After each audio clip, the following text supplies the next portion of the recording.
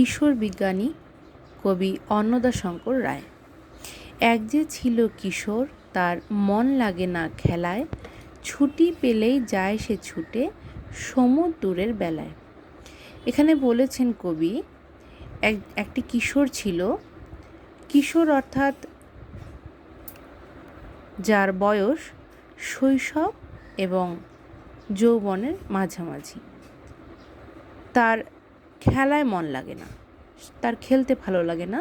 সে যখনই ছুটি পায় সে কী করে, সমুদ্রের বেলায় অর্থাৎ সমুদ্র তোমরা দেখেছো, সেই সমুদ্রের পাড়ে চলে যায়।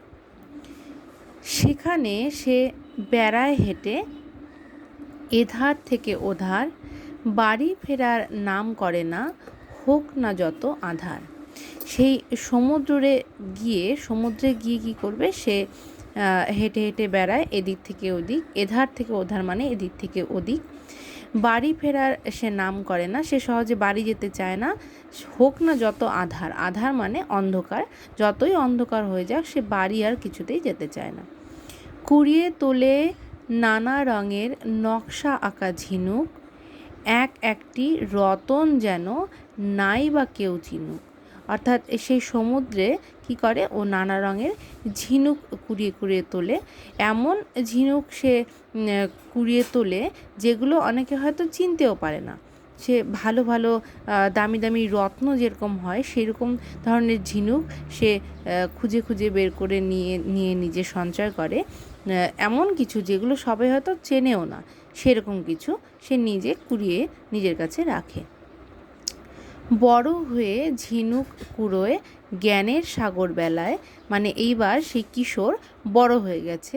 সে বড় হয়ে এখনও সে ঝিনুক কুড়োচ্ছে, কিন্তু কোথায়, এখন আর যে সাগর অর্থাৎ সমুদ্র সেখানে না, জ্ঞানের সাগর অর্থাৎ আমাদের যে জ্ঞান, সেই জ্ঞানকে কবি এখানে সাগরের সাথে তুলনা করেছেন। অবশ্যই সেই জ্ঞানও সাগরের সমান, কারণ জ্ঞানের কোনো সীমা নেই, অনেক বড় হয়, অনেক বিভিন্ন ধরনের জ্ঞান থাকে, জ্ঞান সঞ্চয় করা যায়।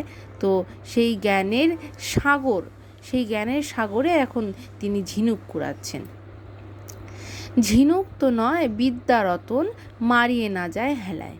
মানে সেটা তো আর ঝিনুক নয়, যেন একেবারে বিদ্যা রতন, মানে রত্নের সাথে তুলনা করেছেন তিনি বিদ্যাকে। সেই রতন মানে রত্নসম বিদ্যা, সেটা তো ঝিনুক নয় যে তাকে পায়ে মারিয়ে দিয়ে চলে যাবে। মারিয়ে দেওয়া মানে তাকে পারিয়ে চলে যায় না, সে তাকেই বলে মারিয়ে যাওয়া। তো সেই ঝিনুক তো নয় যে তাকে মারিয়ে যাবে হেলায়, সেটা এখানে বলা হয়েছে যে ঝিনুক তো নয় বিদ্যা রতন, মারিয়ে না যায় হেলায়। বৃদ্ধ এখন শুধায় লোকে, কি আপনার বাণী। এখন সেই কিশোর প্রথমে বড় হলো, এখন বৃদ্ধ হয়ে গেছে।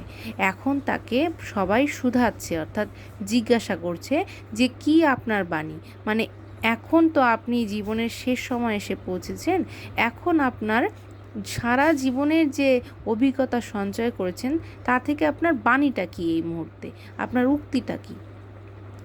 বলে গেছেন যা নিউটন পরম বিজ্ঞানী শ্রেষ্ঠ বিজ্ঞানী যে নিউটন, তিনি যা বলে গেছেন তার কথা বলেছেন এখানে। কি বলছে, অনন্ত পার জ্ঞান পারাবার রত্ন ভরা পুরী, তারই বেলায় কুড়িয়ে গেলেম কয়েক মুঠি নুড়ি। মানে অনন্ত পার, যে পারের মানে শেষ সীমাটা নেই, তো সেই জ্ঞানের পারে যেখানে রত্ন ভরা পুরী, মানে রত্ন দিয়ে ভরা এরকম একটা নগরী, পুরী মানে কি নগরী, তারপর ভবন বা প্রাসাদ, ঠিক আছে। তো এই রত্ন ভরা পুরীতে তিনি যেখানে জ্ঞান দিয়ে ভরা, সেখানে এত জ্ঞানের মধ্যে তিনি কেবলমাত্র মুঠি নুড়ি অর্থাৎ অল্প একটু জ্ঞানই তিনি সঞ্চয় করতে পেরেছেন। সাধারণত আমরা তাই হয় যে অনেক জ্ঞানের মধ্যে অল্প কিছু জ্ঞানই সঞ্চয় করতে পারে মানুষ। তো তিনিও তার নিজের কথা বলেছেন যে অল্প মুঠি নুড়ির সাথে তুলনা করেছেন অল্প জ্ঞানকে। তো যতটুকু জ্ঞান তিনি সঞ্চয় করেছেন সেই জ্ঞানের কথাই বলেছেন যে মুঠি নুড়ি তিনি কুড়িয়ে নিতে পেরেছেন।